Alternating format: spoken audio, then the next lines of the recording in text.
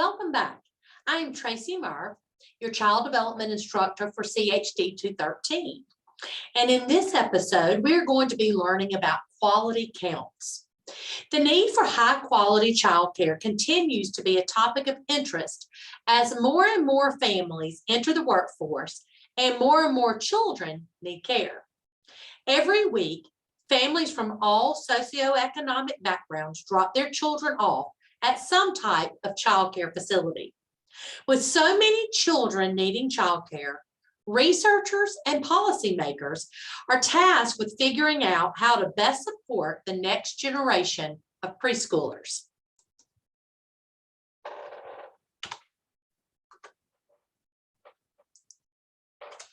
In this episode, we will focus on the following objectives. Summarize the need for high quality and early care and education, compare standard industry practices and high quality practices, and finally describe current observation methods, tools, and techniques to implement high quality practices.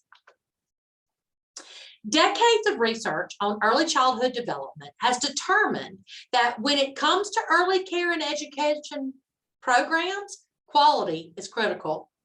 It is suggested that thoughtfully designed preschool programs can impact and influence a child's future learning outcomes.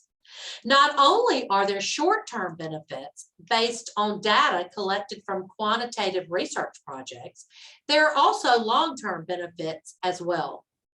More specifically, children from low-income homes who attend high-quality preschool programs showed higher achievement scores.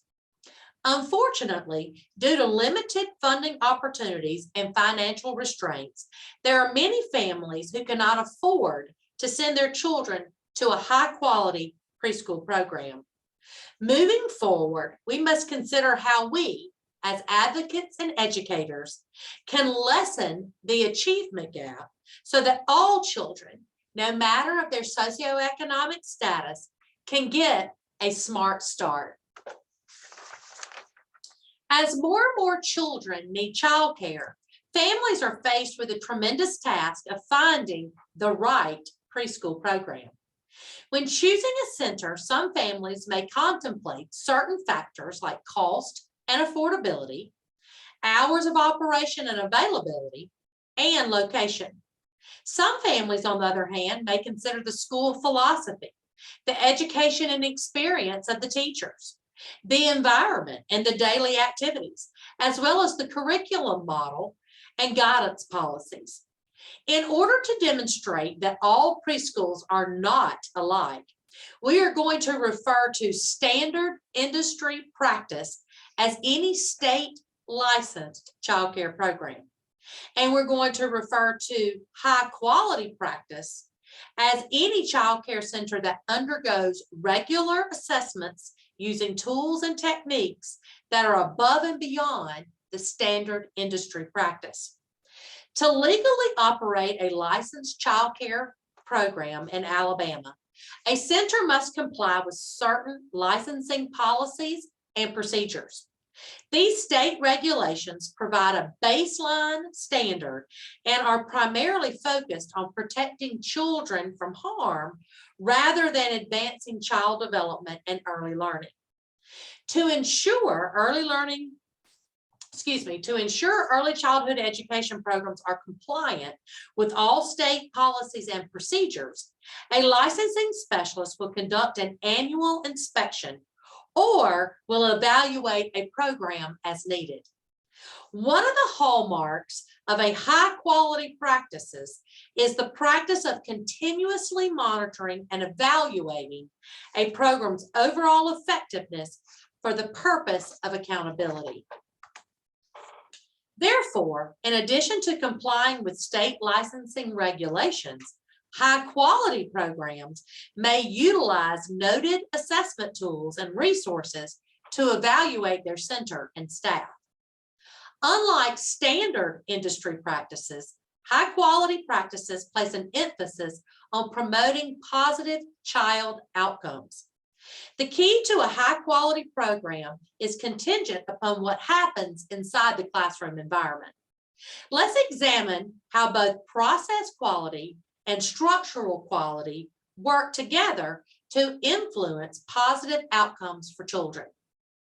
Process quality refers to the types of interactions that occur throughout the day between teachers, children, families, and administrators. Process quality also considers the types of materials that are available for the children to use, as well as the activities that children engage in throughout their day. Lastly, process quality takes into account the health, well-being, and safety of the children. Structural quality, on the other hand, refers to the features and characteristics of a program. More specifically, the class size, teacher-to-child ratios, teacher qualifications and experience, teacher pay scale, along with the allotted square footage for play space, which define the quality. The teacher plays a vital role in orchestrating high-quality practices. In high-quality classrooms, not only must teachers create a safe and nurturing space, they must intentionally set up the environment to support children's interest and individuality. Alabama child care programs serve a diverse population. Therefore, an intentional teacher must also consider the cultural, linguistic, and socioeconomic status of each family enrolled in her class. One of the characteristics of a high-quality early learning program is the practice of continuously monitoring children's development along with the environmental setting and teacher interactions. By evaluating the overall performance in these areas, teachers, administrators, and families can reflect, make necessary changes, and improvements to support all students and families. And you can read over that one just to make sure that's kind of what we just talked about. There are numerous tools on the market that evaluate program quality.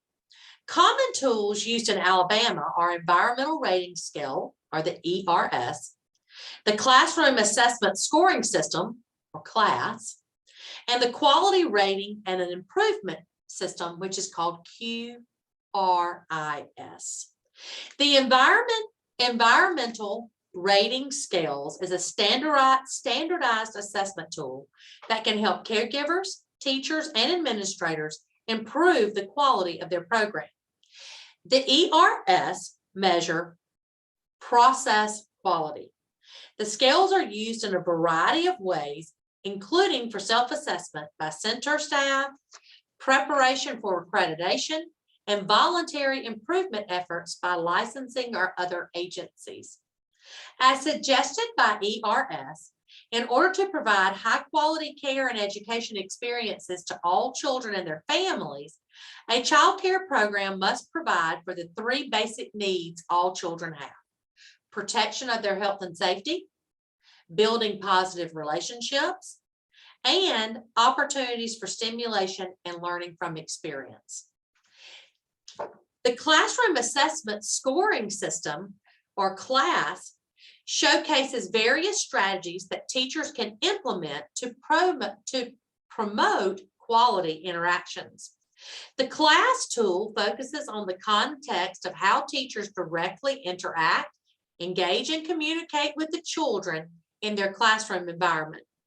CLAS measures cooperative and creative learning experiences and focuses on the teacher's role in allowing children to be active participants in their own learning. More specifically, CLAS promotes social justice and equity and has indicators to assess how a teacher develops a sense of community and empathy for others. The CLAS tool is divided into three domains: emotional support, classroom organization, and instructional support. Each domain has several dimensions, and each dimension has several indicators that provide detailed descriptors of how a teacher should interact. Finally, the Quality Rating and Improvement System, or QRIS, is a systematic approach to assess, improve, and communicate the level of quality in early care and school-age care programs. The main purpose of QRIS is to improve and standardize the quality of care in all facilities in the state and to make childcare more accessible and affordable for families. Now, let's review what we've learned. Research suggests that an enriched learning environment, along with meaningful interactions and experiences, can significantly enhance a child's overall development. Not only do children deserve high-quality learning experiences, parents need the assurance of knowing that their children are in safe, healthy, and nurturing environments. As early childhood educators, we must strive to regularly observe, collect data, and assess our programs, and reflect on our teaching practices to be more proactive in our quest for quality.